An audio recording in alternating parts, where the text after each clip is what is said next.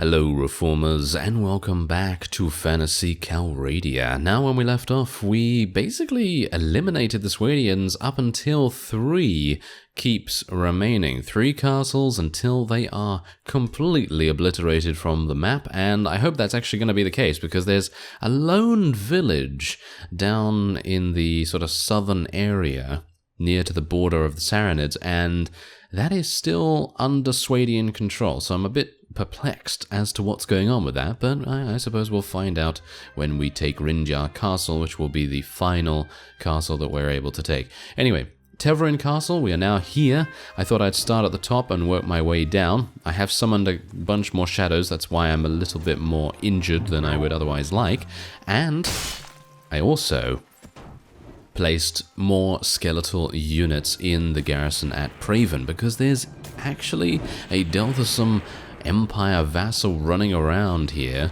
and I believe it's Lord Arlsturg. Yes, Lord Arlsturg is attempting to, try and interfere in business that he knows not. Yes, he's trying to do annoying things. So yeah, we're hopefully going to prevent him from taking Praven, because he did try to intercept us, but seems like he didn't really want to attack the actual town, so I guess that's pretty good for us. And I'm going to try and stay around here and just make sure that we don't necessarily let these guys do whatever they want to do, We don't want them to just continue to shoot us with crossbows and things like that. I do have my shield, obviously this is just a magical shield, but I can continually summon it, so I'm pretty happy with that. The Vampiric Blade is obviously such an insanely good weapon for a Necromancer, or for basically anyone really, but I think it thematically fits much better with a Necromancer, maybe with a sort of vampire type unit or something along those lines. Because, I mean, you're going to need HP, you're going to, summoning all these undead and, taking a lot of damage too. Anyway, that actually seems to be it. Now, obviously, we only had about 300 units here, and to be honest, our mages were not the main thing in this particular siege. Now, we've been seeing that our mages are very, very powerful. Yeah, granted, but just bear in mind, a lot of you are actually saying that mages, they're overpowered and so on and so forth. I actually don't think they're overpowered. I think, in general, what the main issue that we're having right now is that the mages in general just have weakened enemies. The enemies of the Swadians, they are not going to be able to hold up against a mage army. And let me actually just expand on that a little bit, because they're not even going to be able to hold up, in my opinion, against any of the new factions. They're not going to be able to hold up against the orcs or the drow or the elves or anything like that, because in general, those factions have been tuned to a bit of a higher level.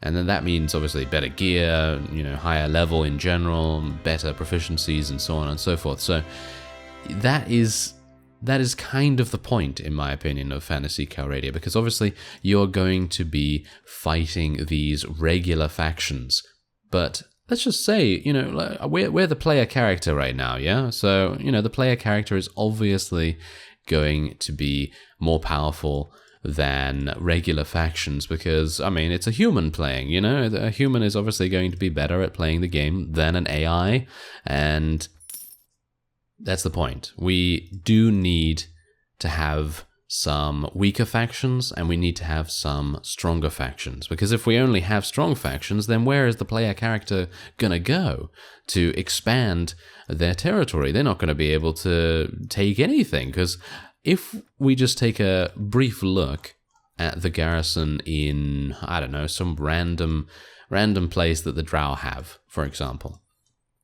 If you take a look there, you're going to see overwhelming amounts of units, and really good ones at that. And that's exactly the reason why the Swadians and the Rodoks and the Vaegirs exist, because they exist to give you territory, to give you or anyone else that, sees fit to actually do that, some additional territory. Now, unfortunately, we are losing a little bit of money here in our weekly wages, but that is only due to most of our villages being raided, but that is to be expected. Now, I also did do a little bit of the regale system as I was, waiting in town and, just summoning those reinforcements for the garrison, and we are now a master in exploring. So hopefully that is going to make a decent difference in gaining some experience and maybe, being able to uncover a couple of things as well.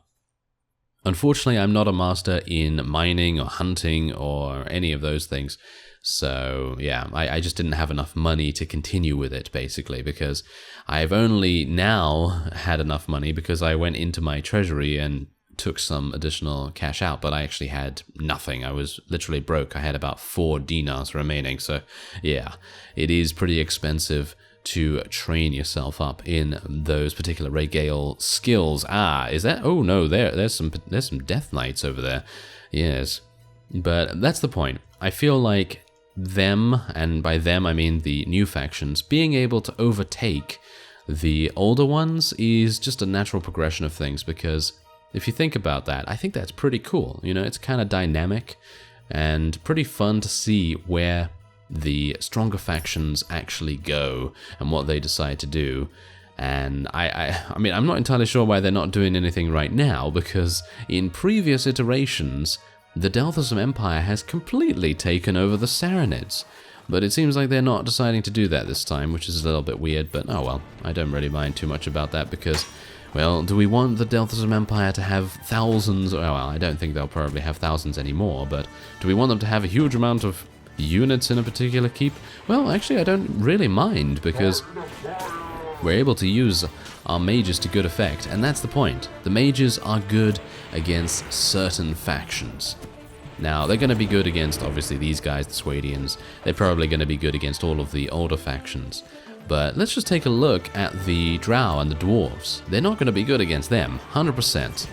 Mark my words, if we decide to attack the Drow and the Dwarves, usually I leave them for last because I am just that afraid of them, because, let's face it, the Dwarves are going to be able to survive completely through mages damage, because they have healing units and they also have extremely high magic defense. Whereas that's the reason why I was talking about in the previous episode making a bit of a tech switch. So I wasn't going to use, wizards and, spellcasters for the most part. I was actually going to make a switch to assassins and shadow knights, because if the dwarves are only going to be using melee, then having a force of units that is capable of dodging most of the damage being dealt to them, then that is obviously going to give us the highest advantage. Obviously, we're not going to have that much range, which is a bit of an issue for siege defenses and things like that. But again, if our units don't die because of their dodge skill, then we have an even greater chance of survival and successful defenses and successful offenses. So yeah, that's the reason why I think that mages in general are pretty balanced. I mean, yes, okay, they're going to absolutely wipe out a faction such as the Swadians pretty easily. If you have over, 20 of them, I think you probably need 20 to make a big difference. But anything lower than that, and you're probably going to have some issues. As we've seen in previous episodes, I have been unable to achieve victory in certain locations, literally just because I only had a small force in comparison to the defenders. And that shows in itself that they're not that powerful, because yes, in numbers, any unit is pretty powerful. I mean, Shadow Wizards are the highest tier of Shadow units, with the exception of the Shadow Knights, of course. So you are going to see much better results with them than you would with, lesser mercenary mages, for example, or, just regular mages. And I'm talking about the standard kind of unit that you can get from the wizard faction.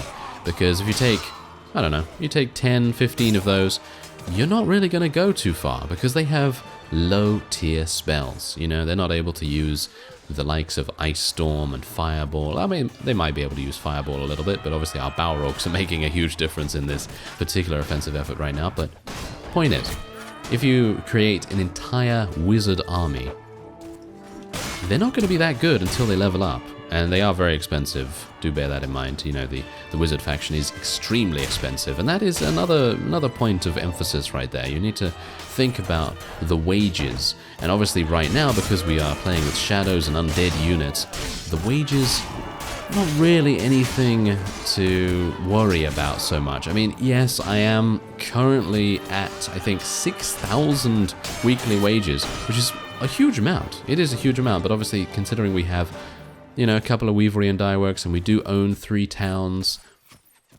it's not really necessary to worry about it too much. But if you happen to see the first cleric showcase, then you would have seen that the mages in general... Oh, actually, no, wait. I think it's the Mage's Apprentice showcase, actually. I'm getting mixed up now. But anyway, point is, if you've seen the Mage's Apprentice class showcase, then you'll know that a very high-level advanced army with the wizards is going to be very difficult to sustain unless you take your time a little bit and you go for huge amounts of weavery and dyeworks and all that sort of thing. Because if you go for that, you're going to have a much better time of things, that is for sure, because you really do need the cash to be able to sustain them. And I'm actually a bit weirded out that these guys did not die due to my amazing Ice Storm. No, probably should have used Fireball. Personally, I feel like Fireball is my spell, because I don't know why, but Ice Storm just doesn't work for me, with the exception of that one time in the previous episode where we actually used it to very effectively eliminate a bunch of units that were sallying out to meet us. But hopefully we're able to actually get in here, and could you actually just stay in here, Shadows? Could you just, you know, do your jobs? That would be nice. But yeah, that's the reason why I think that mages are not particularly overpowered. I mean, yeah, you know, I'm currently using a pretty high tier army right now, so that could be the reason why you're thinking that. But yeah, as I say, once we meet the dwarves and the drow, it's going to be a very different story. Anyway, after this, we're going to go and head to Rinjar Castle. Oh, thank you, Balrog. Oh, that's exactly what I needed. Ah, very good. Okay, so yeah. Hopefully they'll be able to eliminate this last fellow who is just blocking all the time. Isn't he a pain? Yes. He just wants to live, but no, we are the evil ones, and we will not allow him to live. Thank you very much.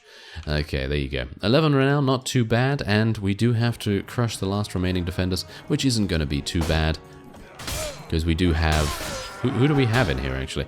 You know what I'd like to do? I'd like to actually switch things up a little bit before we even get to the dwarves, because I'd like to see how effective these shadow assassins can be, because as far as I'm aware, they have such a high dodge chance that I think they'll be very, very difficult to deal with the exception of maybe mages. Maybe mages will be able to eliminate the assassins, because I'm not entirely sure how much magic defense they have, and that would be a pretty interesting point to take a look at as well. Alright, so is there anything here that we want to take? Not particularly. I might just equip Jeremus with a sword, I suppose. Let's take another horse, because we actually have only 4 horses, so that's giving us a decent speed increase. And we're going to defer appointment of a lord. We're going to try and attract vassals as much as we can. But there you go, Harengoth Castle is now done, and 81 skeletons. Oh, thank you very much. I appreciate that. That's for sure. Yeah, that is crazy. Okay, so yeah, as you can see, by the way, if I add these skeletons to my army, you can see that my party capacity increases exponentially, so that's pretty awesome too. Anyway, I'm gonna level up a couple of these drow units, because I kind of, in the previous episode, I kind of thought, maybe it's not a good idea to take the drow, but yeah, as some of you did remind me, they are technically evil units, so I suppose it would make sense. Anyway, I have taken 15 Shadow Assassins and 15 Shadow Knights. As you can see, their wages are pretty amazing. The Wizards and the Knights especially, 82 dinars and 73 dinars. That's a lot. That is a lot. You can see my weekly cost has now skyrocketed even further into the stratosphere, because we do have those additional knights, and they are the most expensive unit that we have at the moment to utilize. So let's take a look at the assassins real quick. And, I mean, you can see here, they're not especially good, right? I mean, yeah, they have 9 stealth, 4 in unarmed. Does that mean they use unarmed? That would be pretty interesting. 7 iron flesh, 7 athletics. But look at their magic defense. Their magic defense is only 2. So an army full of wizards. I think the Riders Magocracy might actually be very difficult as well for us to eliminate with some Shadow Assassins. So we'd have to fight fire with fire, almost literally, because we would need a bunch of wizards to be able to fight against them. But otherwise, what do we have here with the knights? Maybe they're going to be a little bit better in that regard. Yes, they are. There we go. So these are the guys you probably want to use against the Riders Magocracy. 7 magic defense. Very nice. 74 HP. They don't have a lot of damage. You can see that. They only have 2 power strike. But is it really necessary? I don't know. Because if you fight the Riders Magocracy on the fields of battle instead of in a siege, but you are going to have to do sieges eventually, then, well, you're probably going to have a bit of an advantage on the field because of the mounts and horses and so on and so forth that you can obviously utilize there. Anyway, let's now leave. I'm going to put these drow in the garrison. Should I put them in the garrison here? It's not really necessary, to be honest. I'm going to go over to Praven and put them in there instead. There's about 160 in the garrison at Praven. And yeah, hopefully that's going to prevent people from thinking, oh, this is easy pickings. Yes. Hopefully they're not going to do that. There you go. Alright, so let us go and speak to Jeremus, because he does need a little bit of extra something something, and we're going to give him surgery and first aid. I know surgery is most likely not going to work with what we have currently, but I don't really want our... Oh no, I pressed the wrong button. There we go. Yeah, anyway. I don't really want our Master Necromancers. they're literally the only people I'm taking surgery for. Are you serious? Yeah, apparently. Unless it works with shadow units, but I highly doubt it does because they are undead, technically. Alright, so I'm at 100%, so we probably want to use our necromancy skills to create some additional shadows. This is what I do when I'm traveling. And we're going to go and head down to Rindyar Castle. As you can see, though, there is one village right here, which I'm a bit worried about. I don't know how we're going to eliminate the Swadians if they have that one village still there, but maybe once we eliminate their last castle, they might decide to leave and... Yeah, well, by that I mean leave Calradia, of course. Oh, failed fishing skill check. Missed fishing opportunity. You understand why you failed, so gain 35 extra experience from your failure. Oh, that's actually pretty good. Alright. Not too bad. But yes, I'm going to try, if I can, to... I don't even know. Should we try and take out the Delthasum Empire? Well, that would be a bit risky. Would it be a bit risky? Because we have pretty decent units, but obviously we need to watch out for what they have. I mean, they might literally have more wizards than we do. And that's a pretty impressive feat. So yeah, as you can see here, it looks like I'm missing huge amounts of opportunities. So I'm probably going to spend a little bit of time, a little bit later on in the game, trying to get our regale system skills leveled up, because we're missing a lot of opportunities here. Alright, so I'm going to continue just accepting the offers to give their vassals back, because this is the last siege that we can do against the Swadians. Do they have anything else, by the way? Well, we are continuing to lose money, unfortunately. And, yes, that reminds me. I probably need to place Suno under my claim and ownership so that we can actually benefit from the rents and taxes from there. Yeah, that would make a lot of sense, wouldn't it? Okay, so yeah, Shadow Wizards right here are going to make a huge difference. Ooh, I'm probably going to die instantly. Am I going to die instantly? Maybe. I'm being killed pretty harshly here, and do bear in mind that I'm taking this amount of damage, even though I have about, I think I have 9 in magic defense. But you can see here, mages, mercenary mages, being able to kill our Shadow Knights pretty easily. So let's just see if we can... Oh dear. Oh dear. Okay, yeah, this might actually be one of those times when we have a bit of an issue with a castle. If I die, then I'm not entirely sure who is going to hold the banner, so to speak. Okay, did I just get healing? I think I just got healed. I think I did just get healing from Jeremus or something like that. I am being shot, by the way, so if I do die, then that is... Well, that's how it is. Yeah. That is unfortunate. I was very much hoping to survive there a little bit. Okay, Balrog. Come on, Balrog. I don't actually mind if the Balrog dies, because it does have that explosive finishing move kind of thing. So that's pretty awesome. It seems like we have prevailed mainly only due to the Balrogs. They are doing such a huge amount of damage with their fire skills. And, oh yeah, actually... Mentioning the fire skills, a number of you have said that well, I actually think that the mod creator themselves has said that a Necro Cleric is not possible if you start as a Cleric, but you can start as a Necromancer and then take Faith skills. But then obviously you don't get the Fire Deity as far as I'm aware, so obviously that is a bit unfortunate, because that would have been pretty awesome. But anyway, I think that is it. Are there any other units around here? It doesn't seem like it. Huh. Are they clipping through the wall or something? It doesn't seem like it. Maybe they're somewhere. Oh, did I just oh dear. Did I just mess that up? Yeah, I think I probably messed that up. Okay, so anyway, let us build our ladders again, because it seems like one of my Shadow Knights was just about to get there.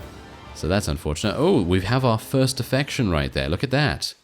Someone from the Saranids has decided to defect to the Riders Magocracy? That's weird. That is very weird. Usually, people from the Saranids or any, older faction will not decide to do something like that, but I suppose, well... We can't really say anything about that. I mean, they're not going to have any spells, are they? So, should be pretty interesting. I mean, if we come across him, then obviously it's going to be a little bit easier. Maybe this will be a little bit easier as well for me to be able to actually get in here this time. But that's the hilarious thing. We were able to actually penetrate their defenses, but we were unable to lock down that last enemy. There we go, there's the Balrog doing its massive amounts of damage once again, which I very much appreciate. And maybe it was one of these crossbowmen or something that was still alive. Well, there we go, that was easy enough. Anyone else? Anyone else? I mean, I can't access the battle map when I'm dead, so obviously that's the main reason why I couldn't really look for the last remaining survivor, but I think we've probably got them locked down this time. It seems like that anyway. Come on, Balrogs, you can do this. Yeah, there we go, easy enough. They have huge models, just look at that. That is crazy. Okay, yeah, there you go. Nice victory right there. Apparently, Arkane needed to survive to be able to do that. And now we can just eliminate these guys as well. Yes, okay. Could you just, oh, really? I really don't have very good damage, do I? No, not with my melee weapons at least. I mean, even with my spells, they're not very good. But I suppose my utility is much more the thing that is keeping us going right now. And by utility, I mean summoning the undead. Yes. Anyway, there we go. That is a pretty nice victory right there. And 18 renown and huge amounts of prisoners. Wow, that's nice. Alright, I'm not going to take any one of those, and the loot is not necessarily great, so I'm just going to leave that. Defer appointment once again. Now, I could plunder all of these places as well, but I personally feel like that is not the best idea. So, let's see, 23 skeletons we gained from that. And let's put them in the garrison. Alright. So what has happened? Oh, no, yes, okay. So that village is still under control of the Swadians. So I suppose we're going to see what happens in the next episode. And we are going to decide whether we want to go down and try our luck at eliminating the Delthasum Empire. I thank you very much for watching, and I will see you next time.